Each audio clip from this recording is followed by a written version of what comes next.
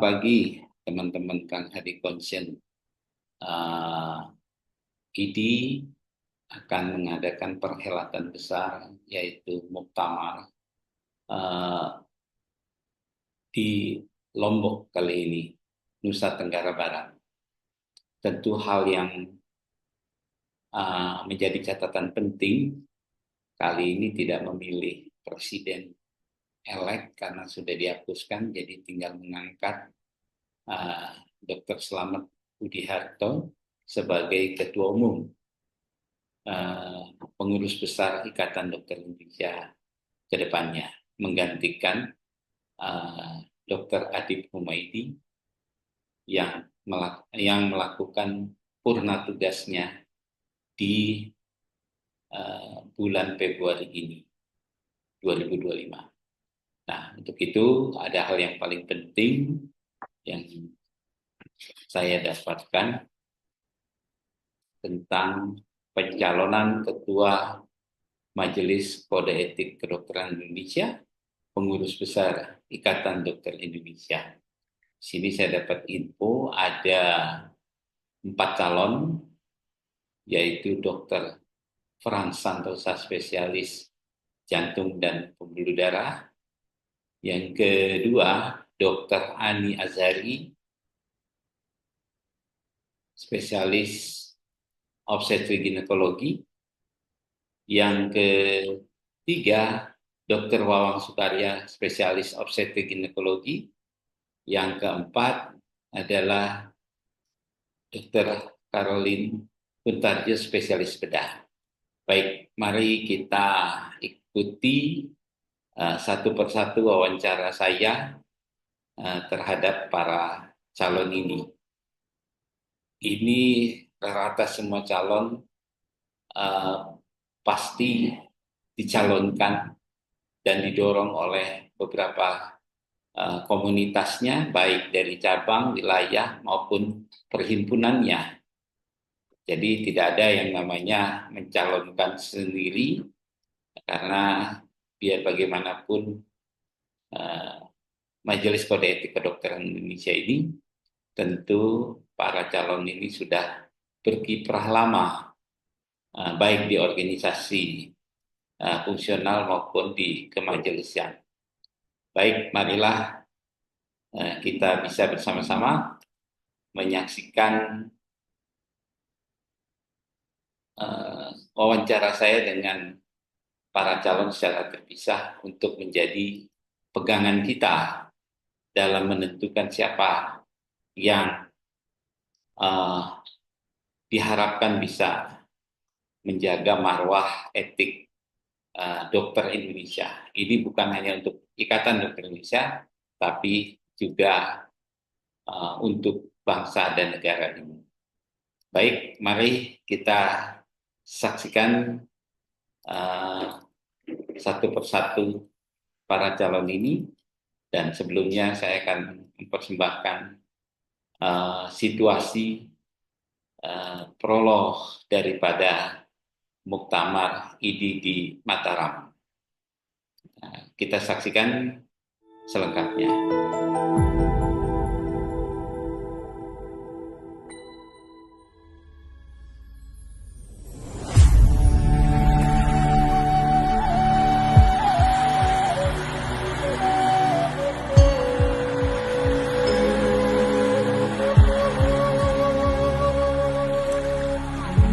Hati mana yang tak terpana saat disuguhkan keindahan alam serta syahdunya untayan doa dan budaya yang menyatu sempurna.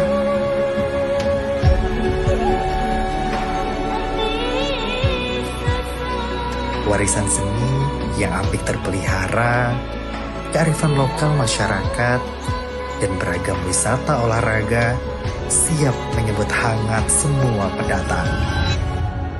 Selamat datang di Kota Mataram, Nusa Tenggara Barat.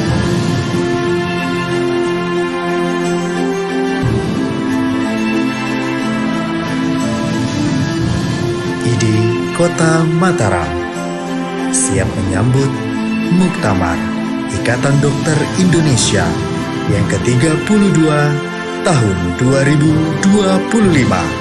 Bagi seluruh dokter terbaik tanah air, saatnya berkumpul di tanah yang indah ini untuk merajut ikatan kebersamaan dalam semangat yang membara. Bersilaturahmi, berbagi, dan berdiskusi untuk mewujudkan kemajuan besar dalam dunia kesehatan Indonesia.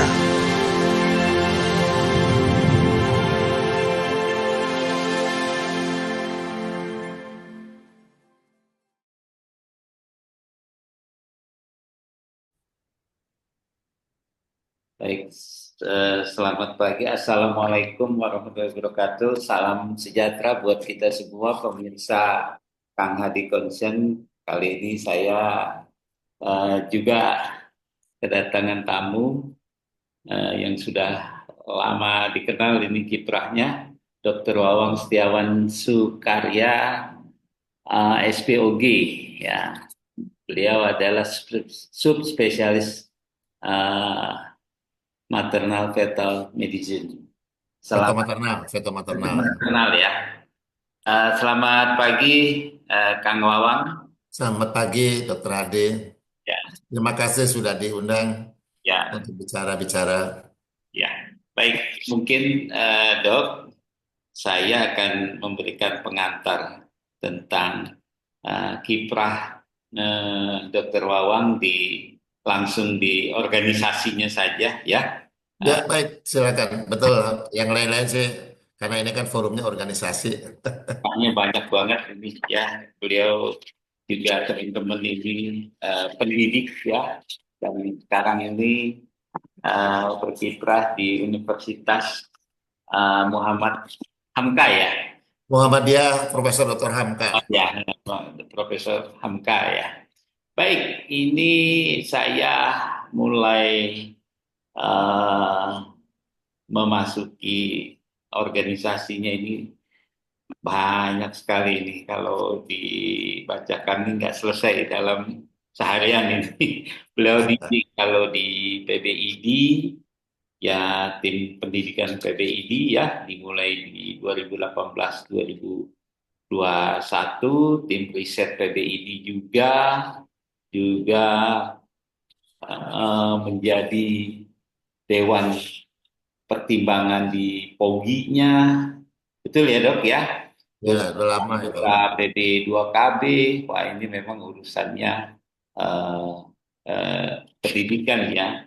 Terus juga Dewan Pakar, pengurus besar Ikatan Dokter Indonesia, juga yang paling penting adalah Ketua Tim Fatwa Majelis Kehormatan Etik Kedokteran PBID 2015 sampai 2018, juga Dewan Pakar Pengurus ID 2012-2015, Ketua MKEK, wah, ID Wilayah Jabar 2010-2013, Ketua ID Wilayah Jawa Barat di 2002 kali ini ya, 2004 sampai 2007, 2007 sampai 2010, juga Dewan Pertimbangan Organisasi PBID 2009 sampai 2012, juga menduduki Dewan Pakar yang sebelumnya 2006 sampai 2009. Juga aktif di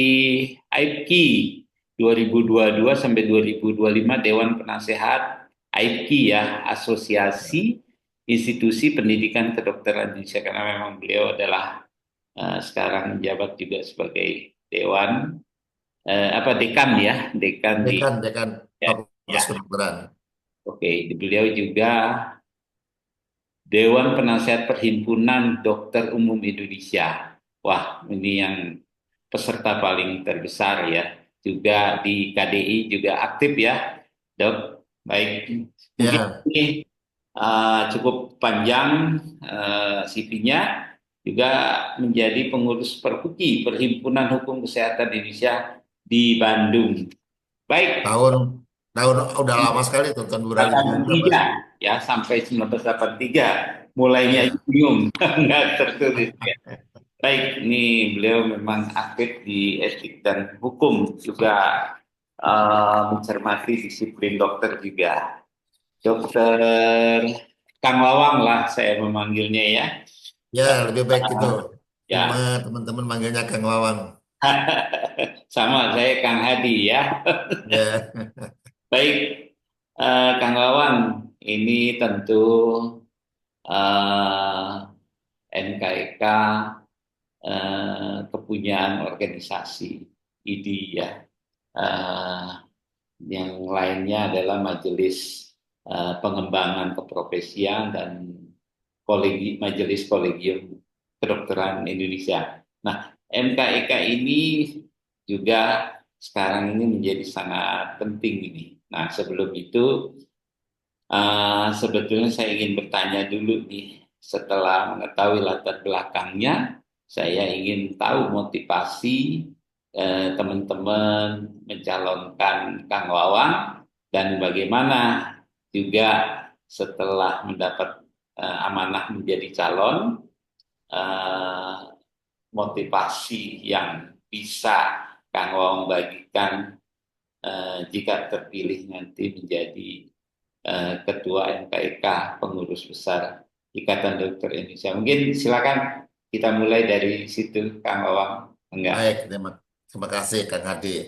Ya. Jadi eh, begini, saya itu berkiprah di Ikatan Dokter Indonesia itu sudah 45 tahun ya, kira-kira. Dimulai dari sekretaris bidang di ID Kota Bandung. Hmm. Nah, Huki itu tahun 83 ya, itu saya udah ini ya. Nah, terus berlanjut, tidak pernah berhenti sampai sekarang ya. Yang jadi pernah jadi wakil ketua Ikatan Dokter Indonesia Jawa Barat 2 periode, pernah menjadi ketua ID Jawa Barat 2 periode, pernah ketua MKIK Jawa Barat 1 periode, dan berkiprah di PBID sejak 2006 saya itu. Nah, jadi dengan pengalaman saya begitu, yang terakhir ini adalah saya 2 periode juga di MKIK Pusat. 3 tahun yang lalu saya sebetulnya sudah banyak yang mau mencalonkan saya, tapi saya tidak bersedia karena pada waktu itu saya masih sangat sibuk sekali. Jadi dan yang kedua adalah masih ada calon lain yang lebih baik dari saya. Nah sekarang itu, yang sekarang saya juga sebetulnya ya tadinya saya mau tuturi aja ya. Jadi tapi kelihatannya organisasi memanggil nih, Dokter Hadi.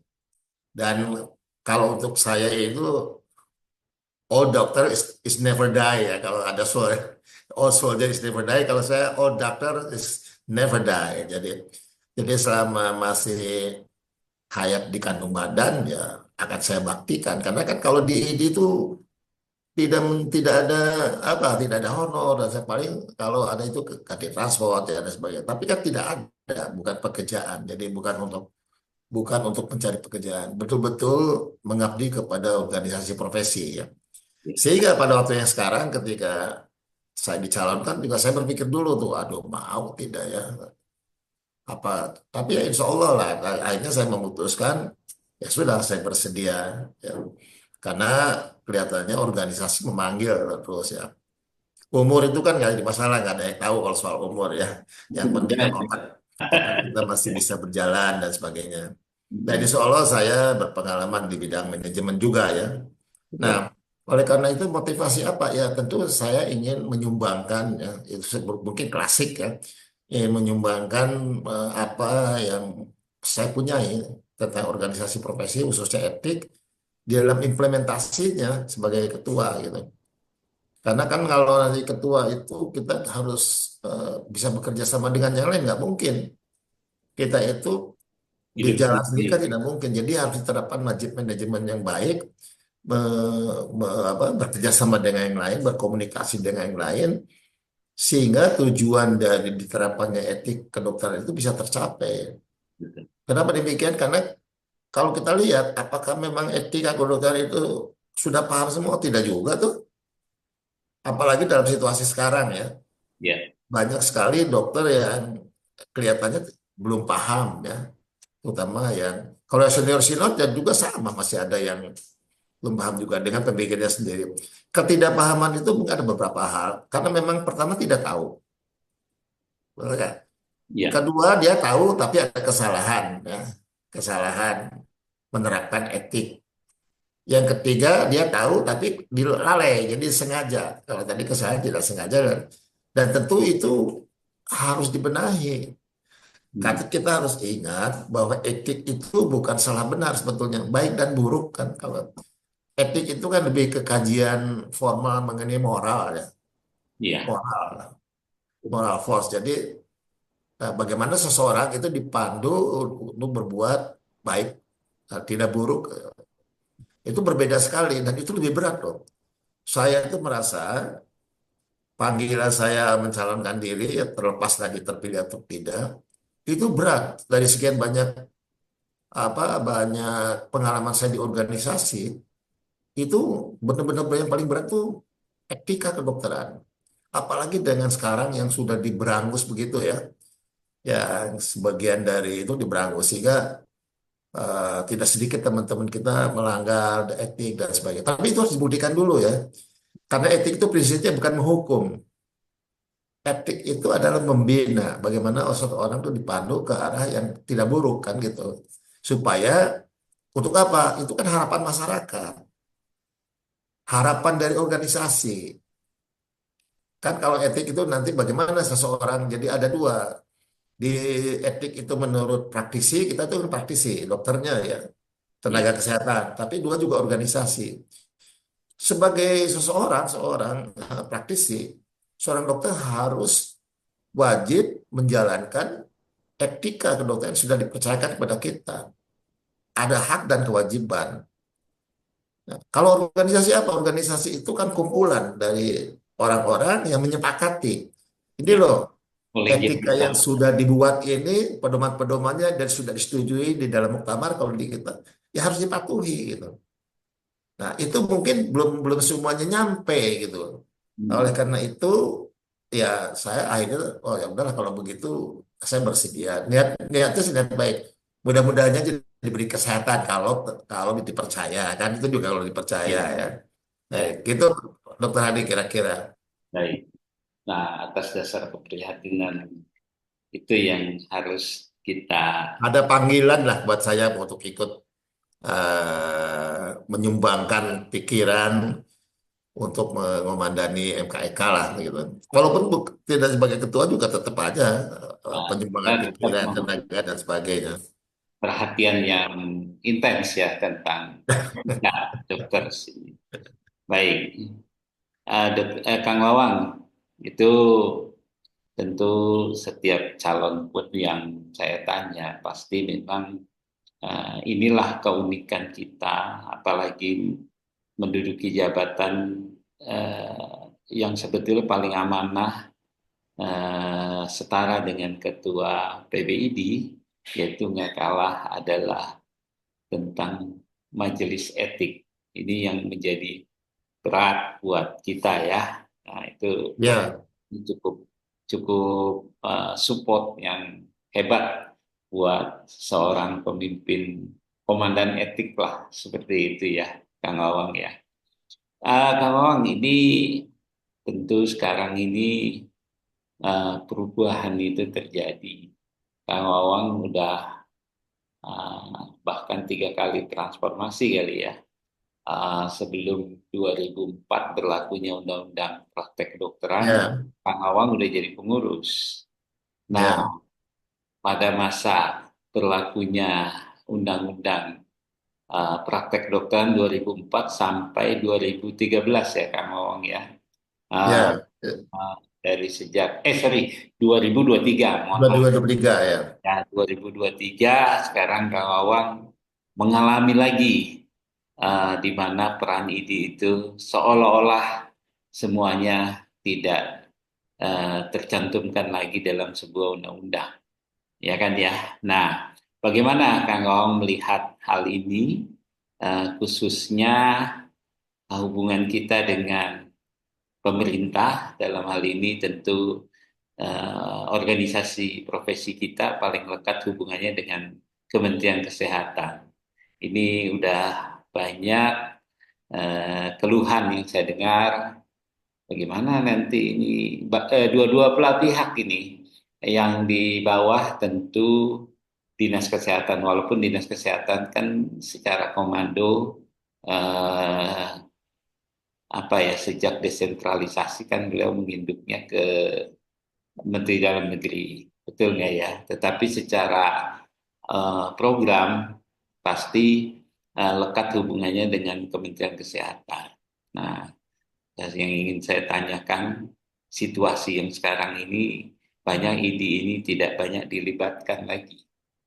Contoh tentang STR, ya, rekomendasi STR, rekomendasi izin praktek, dan lain sebagainya. Bahkan pembinaan ini dari sisi hmm, P2KB berkelanjutan, kita lebih sekarang banyak platform yang kita ikutin demi memperoleh SIP, padahal STR ini udah seumur hidup. Bagaimana pandangan daripada eh, Kang Wawang, di mana ID ini sudah tidak banyak perannya di dalam permasalahan yang seharusnya dulu menjadi eh, pekerjaan daripada ID. ID itu nggak pernah dibayar ini, tidak pernah Iya, betul. mendapatkan, Sukarela kita itu. ya, tidak pernah mendapatkan bantuan daripada pemerintah Ya, secara sangat finansial. independen. Ya, nah bagaimana Tidak pandangan menyusahkan Kang Wawang? pemerintah. Ya, bagaimana pandangan Pak Kang Wawang? Silakan. Ya, jadi begini, Kang Adi. Jadi sebelum ini itu kan sudah lama adanya ya, sudah sekian Ya, puluh tahun nanti itu. umur Republik inilah. Ya, jadi sebetulnya kan mandiri sekali ini itu tidak tergantung kepada pemerintah dalam artian biaya ya. Ya, Biaya itu kan tidak ada, kita kan memang mencari sendiri kan, betul-betul mandiri. Begitupun pendapat-pendapatnya juga sangat mandiri dan berpihak ke rakyat kan, berpihak ke profesi dan juga ke masyarakat, ke rakyat. Nah, itu saya buktikan sampai tahun 2024 itu kan nggak ada undang-undang tenaga kedokteran. Kita tuh bisa berjaya kok. ya, Undang-undang tenaga kedokteran itu kan mengesahkan ID sebagai satu-satunya organisasi profesi. Kemudian diberi kewenangan untuk memberikan rekomendasi ya. Nah, kewenangan diberikan rekomendasi ini kan kita tahu kalau di organisasi itu iuran itu susah lah, kita juga tahu lah ya. Jadi sangat sulit. Ada yang setia membayar, tapi ada yang juga tidak dan sebagainya tergantung dari kondisi masing-masing di daerah ya. Ya, karena kan pembiayaan dari di pusat itu betul-betul dari anggota ID kan, tidak tidak dari yang lain-lain. Nah, sebelum tahun 2004 kita itu bisa jalan kok. Saya kalau saya lihat tuh dokter Adi itu aktivitas saya ada di apa di saya pernah bikin buku loh dengan Dokter Profesor Azrul Aswar itu ya, mengenai keluarga berencana di PBID, pelatihan-pelatihan dulu banyak sekali apa pelatihan-pelatihan yang didapat dari PBID oleh melalui Dokter Azrul Aswar waktu itu banyak sekali dan saya terlibat itu dalam pelatihan-pelatihan itu dari situ uangnya ya dan sebagainya. Tid- Tidak ada tuh rekomendasi yang harus oleh rekomendasi ide, tidak ada, hanya pernyataan etik dan sebagainya. Ketika tahun 2024, kita tuh dikuatkan organisasi profesi itu atas perjuangan di senior-senior kita, tokoh-tokoh kita, ada Profesor Muluk, Profesor Samsul Hidayat, Dr. Medias Al-Fathin, dan sebagainya. Memperjuangkan supaya ini masuk ke dalam undang-undang, diakui sebagai satu-satunya profesi. Dan itu terjadi. Nah, kita itu mungkin selama ini kan jadi enak tuh rekomendasi dipakai alasan untuk orang membayar kan gitu kan iuran. Karena kalau tidak membayar iuran dia tidak keluar rekomendasinya. Nah, yang dipersoalkan adalah kenapa mengambilnya 3 tahun 5 tahun nah, kan masalahnya mana ada dokter itu sekarang berapa sih iuran dokter itu kan dulu kan cuma 10.000 ya dulu ya. 10.000 aja susah coba per bulan. Hmm, Sekarang kan 30 ribuan ya. lima 50 ya sekarang ya atau berapa? 30, 30. tiga Kalau puluh ya, ya. 30 ya. Nah, jadi mana ada dokter yang tiap bulan nyetor 10.000, kan susah kan? Iya, Nah, kan? Apalagi nanti dia sudah dapat rekomendasinya, sudah dapat SIP-nya, dia apa membayar? Bagaimana nagihnya? Kita kan bukan orang tukang nagih. Kalau kita tahu di muktamar aja, kalau yang misalnya kesulitan uang dibebaskan, ide-ide yang misalnya tidak terlalu itu ya dibebaskan, nah, dan sebagainya kan itu kan ada toleransi, di mana ada organisasi mempunyai toleransi yang sangat besar semacam itu. betul. Nah, jadi kita itu akhirnya SKP juga, eh, Continuing Professional Development CPD kita juga, SKP juga ditetapkan ada biaya tertentu lah yang sering menjadi keluhan terlalu mahal dan seperti itu kan sebenarnya bisa dievaluasi. Hmm. Sehingga ini pada waktu itu berjaya lah ya dari soal pembiayaan. Masing-masing PBID juga bisa merenovasi dengan bantuan dari ada bantuan dari yang lain, tapi juga dari uang sendiri juga ada. Betul. Daerah-daerah bisa mempunyai kantor dan sebagainya. Jadi eksistensi itu jelas. Cuman tadi katanya, kenapa ditariknya 5 tahun ya? Supaya sekaligus saja tidak merepotkan kan sebetulnya. Cuman di kita itu kan kadang-kadang tidak mengurus sendiri, dokter Adi. Betul. Nyuruh orang kan menjadi lebih mahal kan. Kayak calo ya. Ya, biro jasa lah gitu ya, dan sebagainya dan sebagainya. Sehingga akhirnya lebih mahal lagi. Belum lagi seperti saya kan Pogi. Pogi itu iuran itu besar itu. Hmm. Besar. Ya, jadi ya tapi bagaimana? Karena kita kan pengembangan ilmu kan adanya di perhimpunan. Iya, Saya betul. Australia Gynecology ada perhimpunan, sedangkan ini kan payungnya ya. Nah, Iya, kita tuh hidup enak tuh. Jadi enak tuh maksudnya ya sudah uang juga banyak dan sebagainya. Nah, ketika diberlakukan Undang-Undang Nomor 17 tahun 2023 itu kan sempat dicabut ya. betul. Dicabut. Sehingga fasilitas privilege namanya, privilege semacam itu kan tidak ada lagi. Terus akhirnya ribut kan kita. Terus saya bilang, loh dulu aja sebelum ada undang-undang praktek kedokteran kita bisa jaya kok, bisa hidup. Kenapa kita harus ribut sekarang? Ya gitu. Kan kita bisa cari inovasi lain. Masalahnya bukan hanya rekomendasi kok, Kang Hadi. Kalau rekomendasi oke lah barangkali. Tapi yang ini yang continuing professional development diambil juga. Nah, CPD itu kan harusnya profesi, bukan pemerintah yang mengadakan. Ya, dan itu diambil juga tuh. Bahkan kemarin beredar tuh yang dirjen bahwa lembaga pelatihan ID itu tidak diakui lagi kan ada tuh. Ya, ada. Tapi saya cek ke Mas Adib, Dokter Adib Ketum.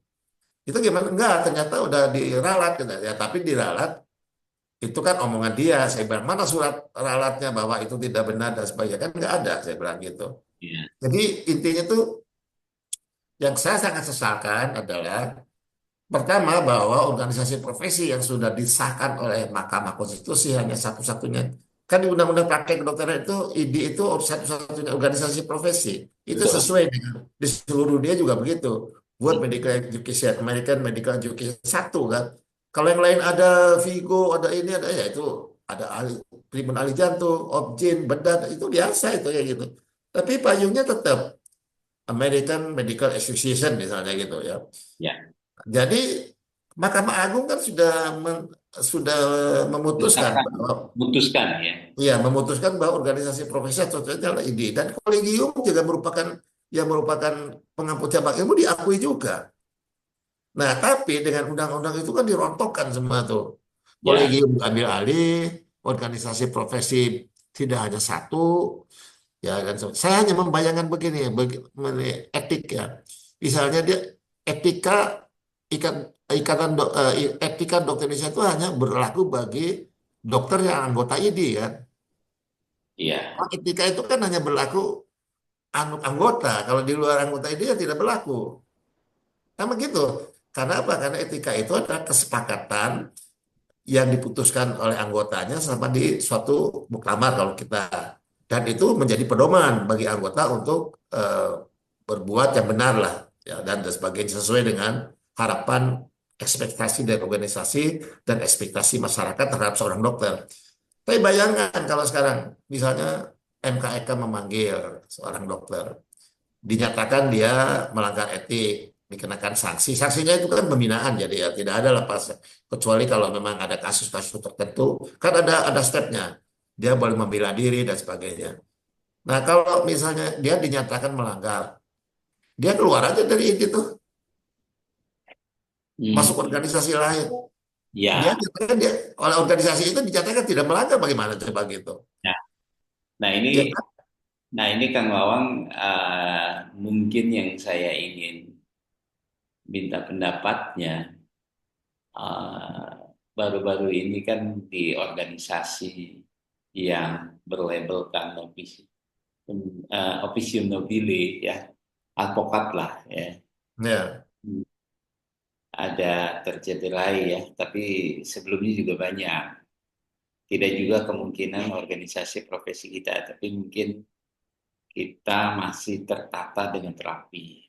Tapi ini ke depan pasca Undang-Undang Kesehatan Omnibus Law nomor 17 tahun 2023, salah satu pasalnya organisasi profesi bisa membentuk, apa ya, bisa membentuklah organisasi profesi selain ID ya, atau masing-masing ya di eh, PDGI, bidan, juga perawat dan lain-lainnya.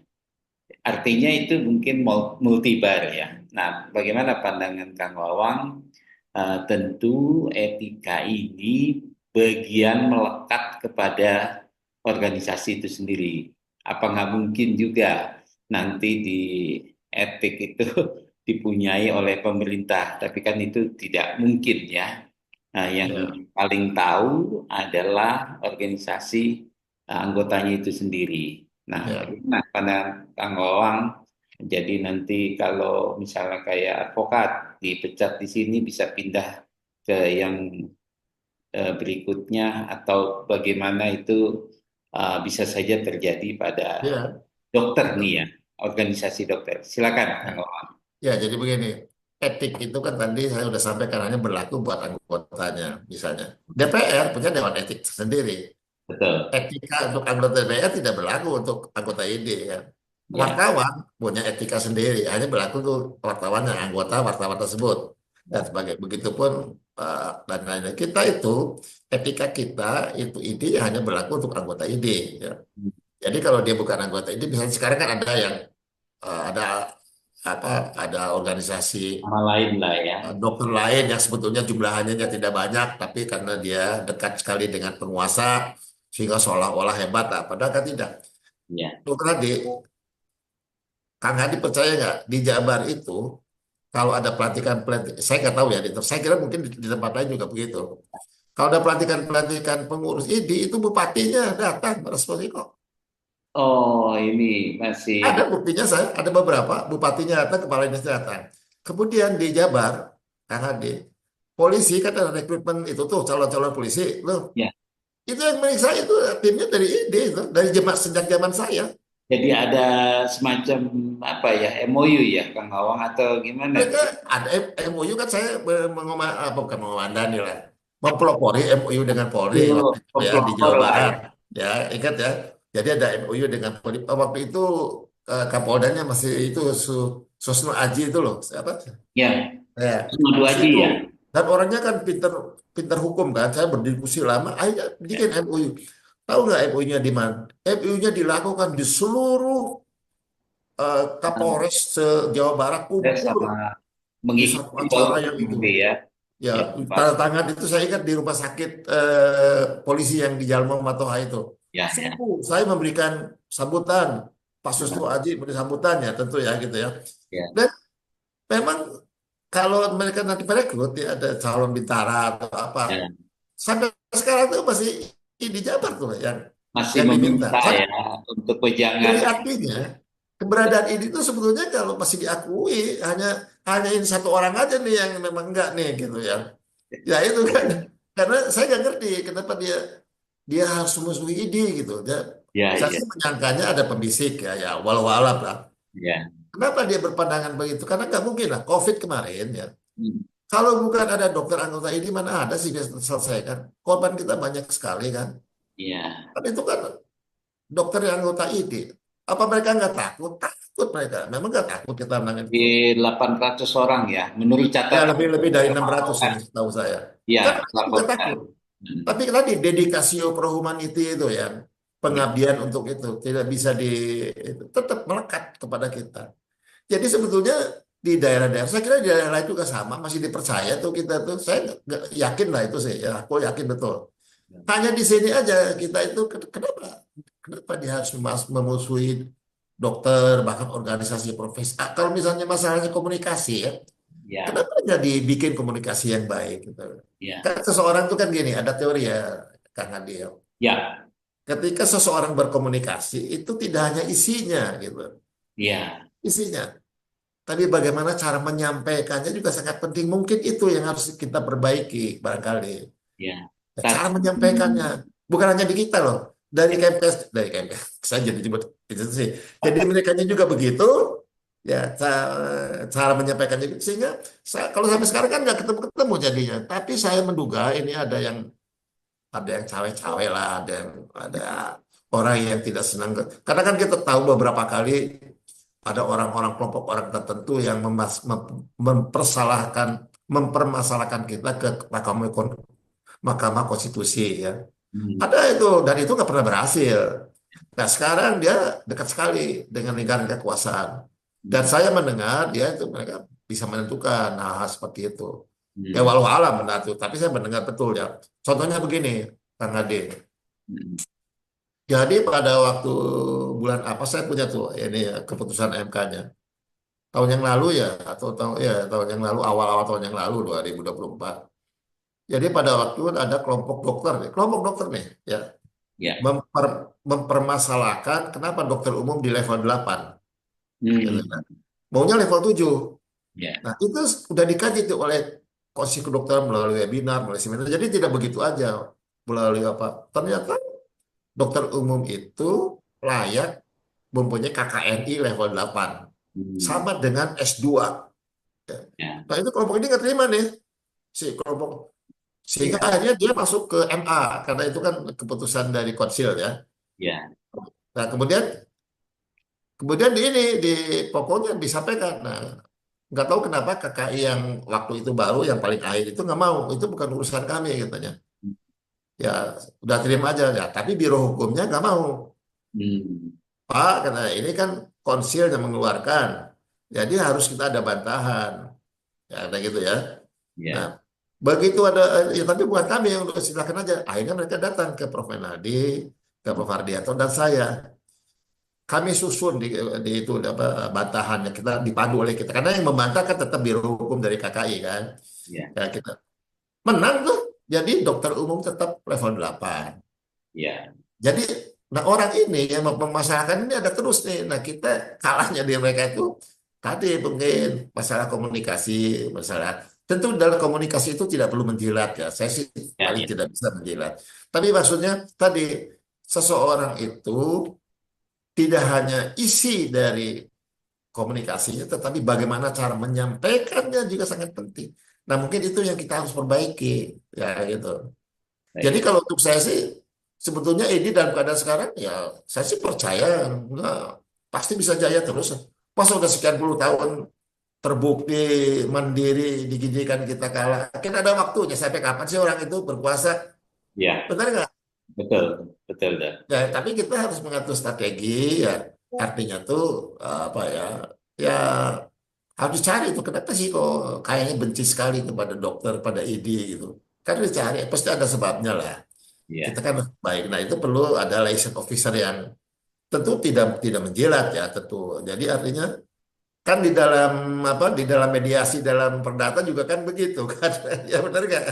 Betul. Ada Betul. masalah apa sih Anda? Ada masalah apa Anda kan? Bisa nggak ditemukan kan gitu kan? Ya. Nah jadi saya sih yakin ya ini nggak akan hancur lah, nggak akan. Pasti Kita, dong. kita solid kok, di apalagi daerah-daerah itu masih solid. Masih Di solid. tingkat pusat atau kalau ada perbedaan pendapat yang namanya juga organisasi biasa ya. Dan- Perbedaan pendapat bagi saya itu biasa, tapi yang penting cara menyampaikannya tadi. Ya, Ya. ya kita kan organisasi profesi yang mempunyai harkat dan martabat ya. Jadi menyampaikannya juga jangan nggak boleh kasar lah dan sebagainya. Nah, kemudian tadi pertanyaan bagaimana kalau ada profesi nanti dokter Nah, itu membuka ya.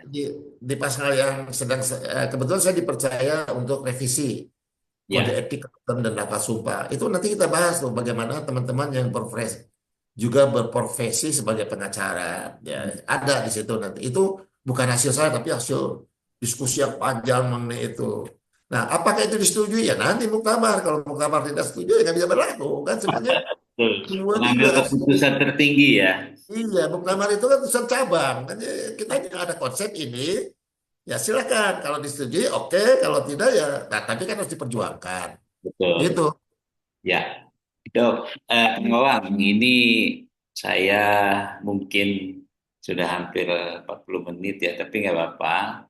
Tapi ada satu dua lagi pertanyaan nih yang Ya kan nih, kalau saya keluar jalur, diingatkan aja bukan itu, gitu. Nggak apa-apa. nggak apa-apa. Jadi nanti kan harapan daripada teman-teman yang masing-masing mengusung lah, bukan menjago-jagoi tidak, tapi Ya, tentunya udah melihat track record ya sehingga Kang Wawang dan yang lainnya itu memang pantas memimpin etik karena ini sangat ini penting ya. Terus bagaimana nih usaha daripada Kang Wawang ketika nanti terpilih tentu memilih para pengurus pusat MKIK dan yang paling terpenting juga bagaimana mengarahkan terpilihnya pengurus MKEK wilayah.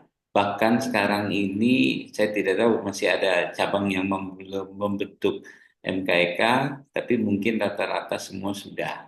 Bagaimana nanti ya, harapan usaha dari Kang Awang? Karena begini, terus terang orang yang menjadi pengurus MKEK ini jangan kesinggung banyak dari pernyataan teman-teman ngapain orang gila aja yang mau menjadi pengurus MKEK udah dimaki-maki, udah kalau dulu mungkin sangat penting ya sidang MKEK itu bagi dokter itu yang paling juga ditakuti ya Kang Wawang ya karena baru dipanggil aja kita udah merasa takut tapi kan kita memang pembinaan ya. Di situ juga kita melihatnya jernih ketika memang harus dibela, ya kita juga ada BHP 2A memberikan satu apa ya, ya kayak semacam BHP 2A itu bisa dikatakan menjadi jaksanya atau bagaimananya kita bisa mengarahkan apa bisa membela, membina bahkan juga memang sama-sama bila sudah tidak bisa diapa-apain, etiknya parah, ya tentu kita memberikan saksi. Ada beberapa contoh ya yang memang tidak sesuai. Nah, bagaimana nanti Kang Aung menyikapi ini? Tentu ketika terpilih mendapat amanah bukan karena apa menangnya, tetapi ini menjadi beban berat buat eh, Kang Wawang untuk mempersiapkan ini semua. Karena ini biar bagaimana pemerintah nggak bisa urus etik dokter nih, eh, Kang Wawang. Bagaimana pandangan ya, Kang Wawang sendiri? baik. Kang Hadi bersyukur nggak ada orang yang masih mau dicalonkan jadi ketua MKEK? Betul, justru Nah, itu itu. dianggap orang gila.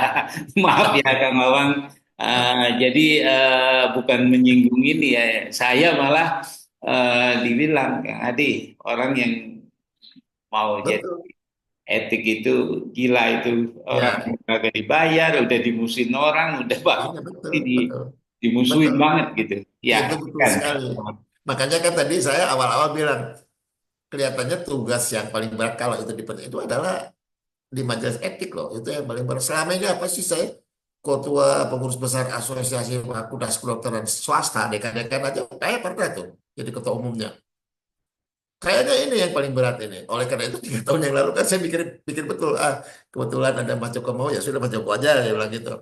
Kalau sekarang saya tuh betul-betul merasa terpanggil ya. Saya kenapa ya tidak bisa kita tidak hanya gini loh. Saya tidak setuju kalau MKEK itu ditakuti ya. Saya tidak setuju. Justru MKEK itu tidak boleh ditakuti, tapi harus berwibawa. Ya, berwibawa. Oleh karena itu, di mana keputusan-keputusannya harus fair, harus adil, tidak boleh memihak dan sebagainya. Dan tidak boleh ada niatan menghukum. Kalau kita memanggil seseorang itu niatnya jangan menghukum dulu, jangan nggak boleh Ya, dong. betul. Harus itu. Karena kan etik itu kan pembinaan. Nah, Ya, oleh karena itu MKEK harus berwibawa. Nah, itulah sebabnya kenapa di MKI itu banyak yang senior, ya banyak yang senior karena diharapkan yang senior-senior itu sudah sudah lebih wise, lebih berpengalaman, lebih bijak dalam mengambil keputusan. Tidak selayaknya lagi kalau udah senior-senior itu emosional gitu, apalagi MKEK misalnya ada yang memaki ya tidak boleh lah kayak gitu ya. Kalau ada orang di MKEK tapi cara menyampaikan pendapatnya aja kurang bagus lah. Itu kan bagaimana dia mau jadi anggota MKEK kalau misalnya atau pengurus MKEK kalau cara menyampaikannya aja kasar misalnya. ya, betul. Tapi bukan berarti kalau tidak tidak kayak gitu bukan berarti tidak tegas. Tegas itu bukan dikeluarkan oleh Secara kasar oleh ya. kasar kasar tidaknya bukan. Yang kedua, manajemennya kan manajemen partisipatif, Iya. bukan bukan apa tuh kalau namanya bukan otoriter ya, tidak boleh itu. Ada pembagian tugas. Ketua itu kan hanya mengkoordinasikan. Nah, di dalam manajemen itu mengkoordinasikan bagaimana sekian banyaknya SDM yang unggul ya untuk mencapai satu tujuan yang sudah ditetapkan oleh organisasi kan begitu. Betul. Ya, jadi menurut saya sih harus berubah dan itu dijalankan bisa macam-macam lah komunikasi tadi manajemen yang lebih rapi dan sebagainya. Memang kelemahan kita sekarang adalah MPK itu tidak bisa mencari uang sendiri ya eh, karena jadi harusnya merupakan bagian dari perencanaan di PBID. Hmm. Jadi saya nanti kalau misalnya insya Allah kalau terpilih sih saya sih hanya ingin mengusulkan harusnya ada perencanaan tiap tahun itu atau 3 tahun sekaligus lah gitu kan mereka 3 tahun.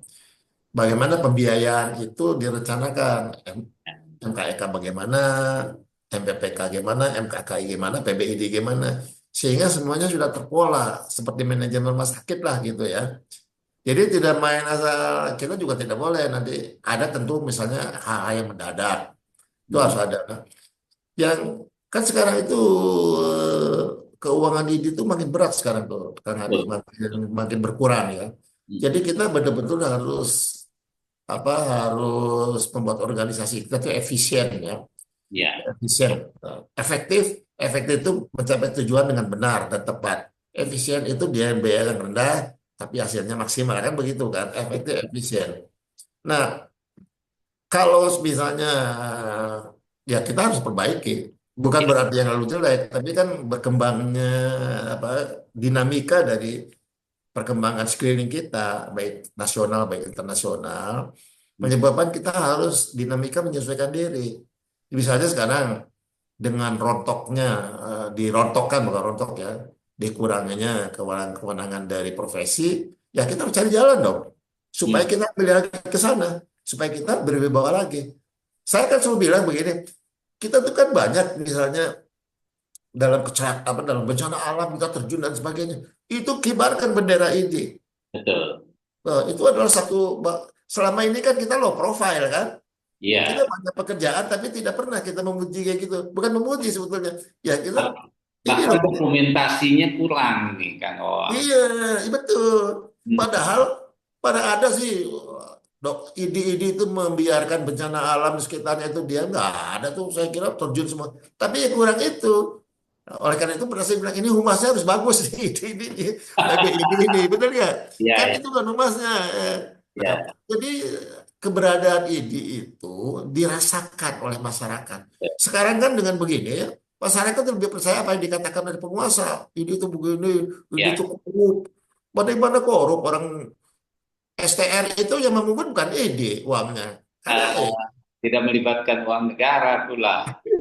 SIP SIP yang mengambil uang bukan IDI, itu kan pemerintah daerah. Ya, IDI itu hanya rekomendasi, itu pun dikaitkan dengan iuran anggota. Jadi, dan memang iya, pemungutannya 5 tahun sekali itu yang memang ya terakhir. ampun dah ya. Jadi, nah itu kelihatannya ini yang kita harus perbaiki. Bagaimana caranya? Saya kira memang tidak mudah. Tapi kalau tidak mudah, bukan berarti tidak bisa. Betul. Harus solid dulu ke dalamnya. Ya, Nah, jadi harus jadi satu tuh. MKEK, MKKI, MPPK dengan PBID itu harus jadi satu.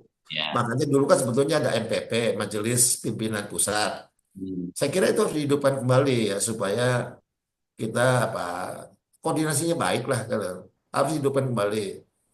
Dan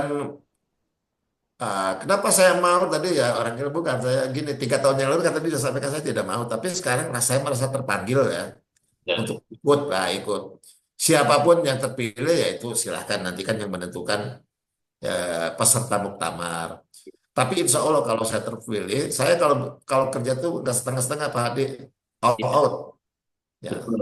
Saya saya bisa sepakat. buktikan dari sejak di ID sampai di KKI, dia silahkan tanya pada orang KKI, Ya, tanya di Komite Intensif Dokter Indonesia. ya, Saya itu di Komite Intensif Dokter Indonesia, kalau mimpin rapat itu sampai malam jam 12 hanya menetapkan orang kemana, belum lagi ini orang rekomendasi, disposisi rekomendasi itu petinggi-petinggi itu bisa nggak ditempatkan di sana? Ya kalau kita kan lihat bisa nggak ada nggak tempatnya kan begitu. Jadi loyalitasnya juga ya. ya, saya itu di KKI dulu 5 tahun hanya meloloskan 2 fakultas kedokteran, 5 tahun hanya 2. Hmm. Itu pun karena masuk berkasnya sebelum saya kan mulai 2019 dengan Promenadi Ya. nih. Sebelum 2019 sudah masuk ke berkas-berkas ya saya bilang nggak bisa dong. Kita harus adil, harus Mhm. kita proses soal soal izin atau enggak nanti kita lihat. Jadi ada 3. Tim penilaian ya, Dr. Wawang Iya, itu. ada 3. Yang lolos hanya 2, yang satu nggak lolos, nggak ada. Jadi kalau saya tuh insya Allah lah ya yang minta doa adalah supaya saya diberi kesehatan aja terus. Amin. Ya, Gitu. Kalau ya. kalau untuk pekerjaan sih insya Allah lah. All out tentu dengan saya, strategi saya lagi muda tentu beda lah, strategi saya sekarang udah Ya, tua, beda kan. kita koordinator itu yang paling penting. Iya, jadi manajemen manajemen bersama partisipatif itu adalah harus dilakukan. Tapi saya tekankan ya Pak Adi, saya Ya, orangnya tidak bisa didikte loh. ya, siap. Ya, tidak bisa didikte. Ya, Semuanya mengacu pada aturan anggaran dasar anggaran rumah tangga dan Ortala. ya. Ortala dari BPID, Ortala dari MKEK. Itu Baik harus. dari Saya tidak mau kalau keluar pertama. dari sana. Ya. Kang Wawang, ini mungkin yang terakhir ya, ketika kita sudah malah hampir 1 jam. Beri pandangan nih, Kang Wawang, kan saya seorang dokter ya, tapi tidak pun tidak apa-apa. Ketika saya mengusahakan sebuah channel YouTube untuk informasi, tentu nanti ada batasan-batasan yang harus Ya. dilakukan oleh koridor. Karena saya sebagai seorang dokter, mungkin nanti akan diikuti oleh teman-teman dokter yang lainnya. Eh, Mungkin pandangan Kang Awang tentang channel saya dan juga ke depannya tentang bagaimana kita menerbitkan panduan agar hal-hal yang ya tentu berkaitan dengan etik juga. Mungkin itu Kang Awang, mungkin Panduan untuk apa, Dokter Adi? panduan etik dalam bermedia sosial. Oh ya, Nah, ini kan saya boleh dibilang eh, telah membaca beberapa kali. Eh, saya tidak memegahkan diri, saya tidak mempromosikan diri sesuatu merek apapun ketika saya iseng untuk mengupload video, walaupun misalnya saya ke tempat sebuah rumah makan, tapi kan tidak mereknya yang saya promosikan, tetapi ya kalau ke Jawa Tengah pada yang serupa, misalnya makanan yang sejenis juga, semua saya tidak mendapatkan promosi ataupun apa yang sehingga orang dihubung-hubungkan dengan dunia kesehatan, tetapi mungkin yang paling penting adalah hiburan buat kita. Tapi kalau channel genre saya itu lebih kepada mediko politik. Nah, mungkin pandangan Kang Hong bagaimana nih ya tentang jadi ya pengembangan. baik. Mengenai medsos itu kan sebelumnya udah keluar fatwa ya Betul. ah, ya dari fatwa. Jadi saya kira pegangannya ke sana. Tapi begini, saya juga bilang ke teman-teman, ingat loh, fatwa itu hanya nasihat saya bilang. Mm-mm. Ya, jadi sebetulnya kalau soal keterikatan tidak bisa. Ya, Jadi betul. nasihat bagaimana kita berbuat di dalam medsos dan sebagainya. Tapi itu memang bisa mengisi kekosongan karena kan Kopaskan hukumnya kan tidak ada, aturannya tidak ada dan sebagainya ya. Nah, Ya, kenapa demikian? Karena memang di mana-mana juga aturan atau hukum atau lagi etik itu tertinggal dari perkembangan teknologi. Tertinggal itu. Teknologi itu akan lebih cepat berkembangnya. cepat Nah, kilat.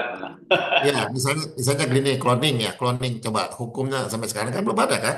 Ya, betul. Artinya kan, pada cloning itu adalah suatu ini. Nah, tapi begini, kan, di fatwa itu saya kebetulan ini ya. Nah, jadi bahwa ini ya saya bacakan ya bahwa dokter Indonesia harus sepenuhnya menyadari bahwa tampilnya sosok dokter pada iklan suatu produk dapat berpotensi di persepsi masyarakat bahwa produk tersebut telah terbukti secara uji klinis ya.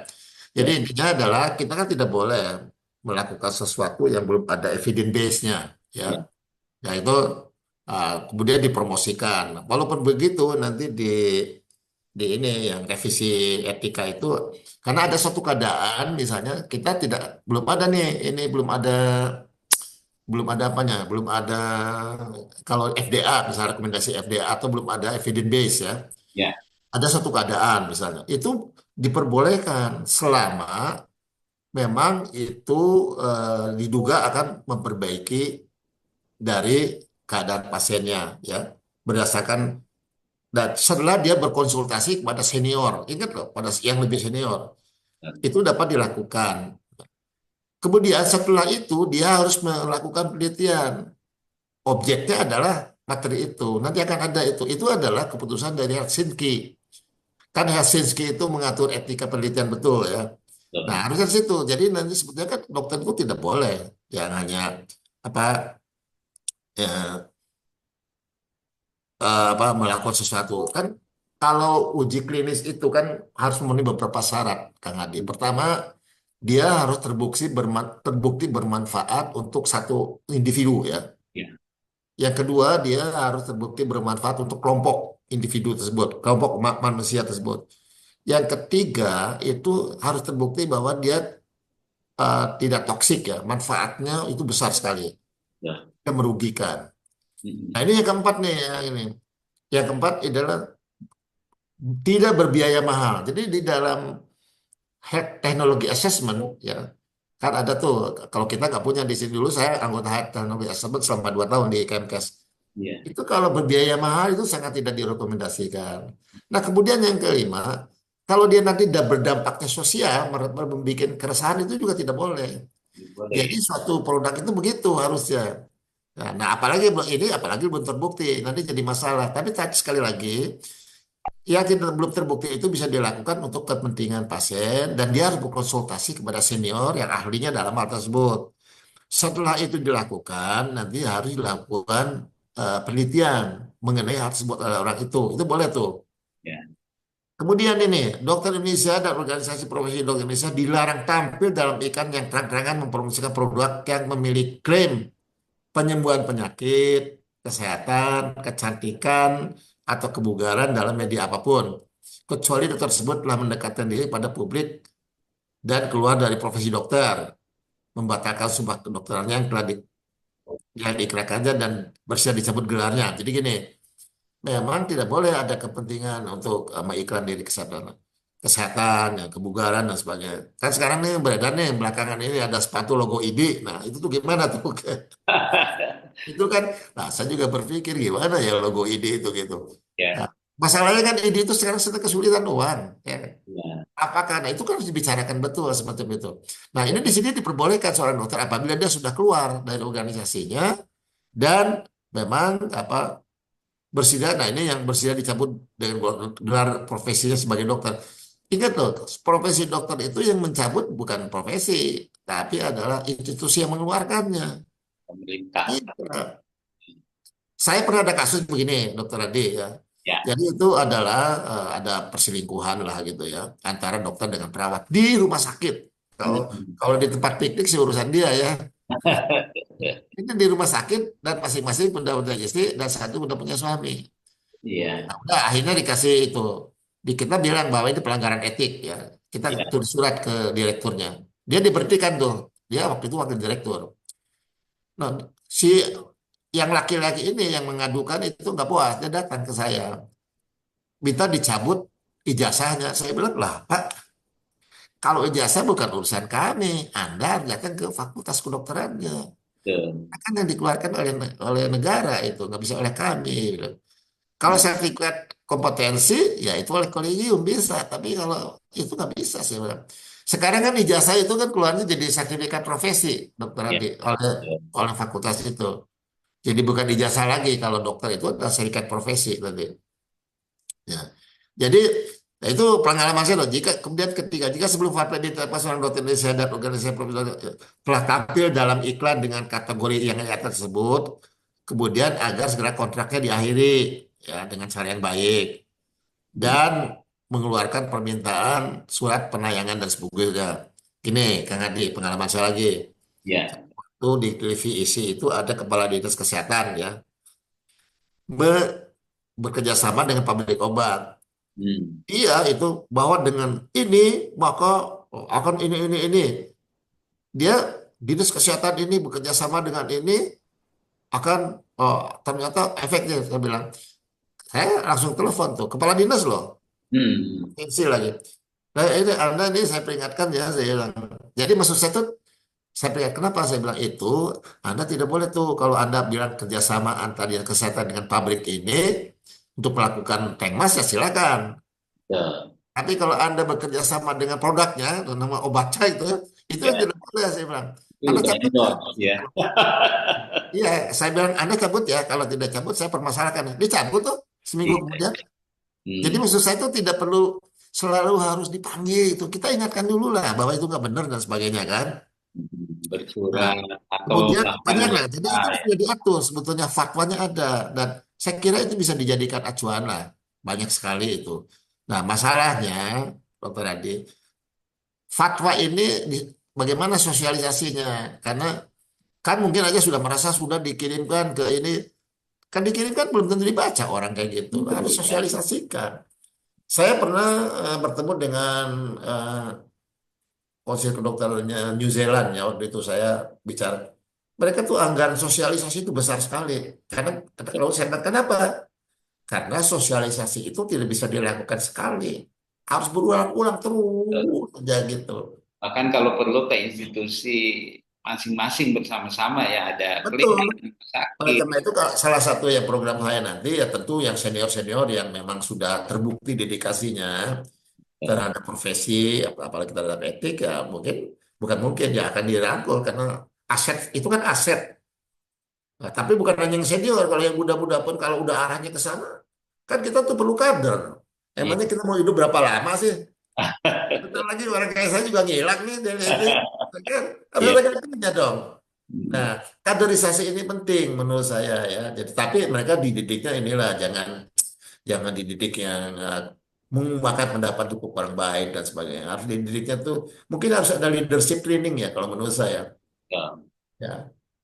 Saya berapa bulan Desember saya mengantar karena waktu itu adik-adik PDUI mau ngadep Gubernur Lemhanas ya. Ya saya sih buat apa? Ya kami meminta mereka gubernurnya bicara. Oh ya, oke deh saya bilang. Saya antar. Dan kebetulan ya orang Sunda Kang Ade. Hmm. Jadi saya bilang sama dia, Pak, Pak siapa sih itu bagus apa Acep ya Acep atau apa. Pak, dulu tuh ya pernah ada namanya program Taplai. Taplai itu Lemhanas yang hanya 10 hari atau 7 hari.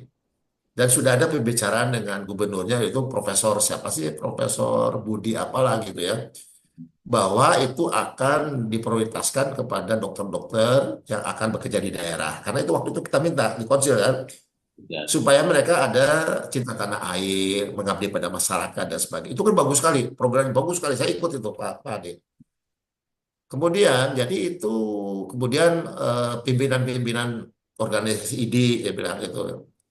Tapi itu terputus Pak, karena dia keburu diganti itu oleh siapa Wijoyo Siono atau siapa. Jadi, nah saya minta bisa nggak saya bilang diprogramkan lagi khusus untuk pimpinan-pimpinan organisasi ID lah saya bilang. Kan itu penting Pak Ade. Leadership training itu penting. Jadi bagaimana mereka harus berlaku yang benar, yang apa, yang seharusnya gitu. Dia bilang kayak eh, kalau dari anggaran kelihatannya susah ya, karena kalau yang reguler ada 3 bulan, 6 bulan. Tapi dokter mana ada yang mau 3 bulan 6 bulan ya. Nah, ada mandiri ya, saya bilang kita mandiri aja nanti bayar, tidak mahal kok bayarnya. Nanti Hmm. itu ya, di berapa hari, 5 hari tuh ya, 5 hari di kelas, 3 hari sisanya itu di sana. Waktu itu saya di Secapat di Sukabumi itu loh, pendidikan Polri itu. Oh Ya, itu bagus, banyak yang ikut. Kenapa tidak diulang kita yang begitu? Leadership training itu penting kok. Kalau ya, kita organisasi mau mau langgeng, bagus. harus ada leadership training. Betul. Tentu tidak hanya MPK yang menyelenggarakan, harusnya PBID yang menyelenggarakan itu, dan bisa pendekatan. Nanti di dalamnya kan bisa nyelip tuh masalah etik dan sebagainya gitu. Baik. Kang Awang, ini udah hampir 1 jam nih. Kira-kira apa Ini pesan? ngomongnya saya ya. Ya, enggak apa-apa. Pesan dan pesan untuk muktamar yang dimulai sebetulnya hari ini ya sudah mulai, udah ada kegiatan, tapi mungkin intensnya besok sampai hari Sabtu. Kira-kira untuk generasi dokter ya seluruh Indonesia, apa nih pesan secara umum untuk Ya, untuk dokter? ya baik. Jadi gini, yang sering saya lihat itu perdebatannya, perdebatan itu bagus. Saya nggak apa-apa beda pendapat, tapi tolong disampaikannya itu dengan cara yang Santun. perhatikan etika lah gitu ya. Kita harus menjaga sekali harkat dan martabat profesi dokter. Jadi disampaikannya, kita berbeda pendapat nggak ada masalah kok. Argumentasi itu bagus. Tapi tolong jangan memancing perkelahian misalnya. Itu kan kalau ditangkap orang luar, itu dikasih narasi beda itu menjadi, padahal kan bukan begitu kejadiannya. Betul nggak? Tapi begitu ditangkap, diviralkan, dikasih judul, ya maunya wartawan. Karena saya pernah tanya, kan saya punya sobat wartawan di Bandung. Saya tanya, Nina, nah, ini kenapa sih kalau koran itu bikin itu? Loh kan, kita tuh kalau bikin judul harus eye catching dulu katanya. Nah, nanti supaya apa? Supaya orang mau membaca. Ya, tapi kan Anda nggak fair. Kan bisa nanti bisa ada bantahan gitu ya. Tapi Anda nggak fair, saya bilang. Kalau judulnya gitu di depan, kalau bantahannya kecil di belakang. Ya, dia ketawa aja. Memang begitu triknya. Oleh karena itu, saya menghimbau betul, perdebatan, berbeda pendapat. Ayo, nggak apa-apa, itu biasa. Organisasi memang begitu. Organisasi yang dinamis adalah begitu. Tapi tolong jangan menyampaikan, jangan kasar, jangan memancing perkelahian, perkelahian, dan jangan mau benar sendiri. Nah, di dunia ini kan yang paling susah dokter Adi apa coba? Mendengar pendapat orang lain Membenarkan yang orang berbeda itu lain. yang paling susah. Betul, betul. Mendengar pendapat orang lain yang berbeda itu yang paling susah. Itu yang harus Paling kita. penting. Iya, betul. Saya rasakan juga. Iya kan? Susah itu. Jadi kalau sebetulnya kalau kita itu nggak apa-apa, cuma cara menyampaikan itu yang sering memancing perkelahian karena cara menyampaikan di TV itu nggak banyak yang tidak, jangan ditiru lah anggota DPR atau apa yang suka kasar mau berkelahi, itu buat apa sih kayak gitu. Apalagi kita kan organisasi profesi yang terhormat ya. Kita tuh terhormat loh di dunia ini, so, profesi dokter itu masih tetap dihargai, tetap. Saya punya tuh tulisannya. Di dunia itu masih tetap kita itu masih yang diperhitungkan, dihargai dan sebagainya. Begitu kan, Dik? Ya, baik. Kang Awang, terima kasih nih juga di daerah saya ini udah terdengar azan. Jadi kita Oh sudahi. iya ya. Oh iya bener ada. Ya, Sorry, sorry, sorry. ya, maaf nih waktunya diganggu, tapi ini penting untuk Jadi membias. sejam ya, sejam lebih dikit. Ya, sejam ini. Baik, Sorry, sorry, sorry. mudah-mudahan perbincangan kita ini Soalnya saya kalau bukan udah hanya ngomong untuk soal, menang dan kalah ya, tapi iya nggak. mudah-mudahan membawa manfaat seperti itu. Ya, Ya tadi hanya orang gila yang mau ngurusin etika. ya, ya.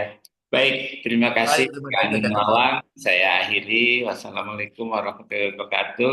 Salam. Waalaikumsalam. Terima Ya, kasih sudah diundang untuk bincang-bincang. amin. Tapi ini untuk istilahnya memperkenalkan etik lebih lanjut. Nanti mungkin di channel saya selanjutnya kita bicara etik buat orang-orang penggiat etik ini lebih banyak bersuara dan membenarkan bangsa ini secara keseluruhan. Terima kasih, Kang Wawan.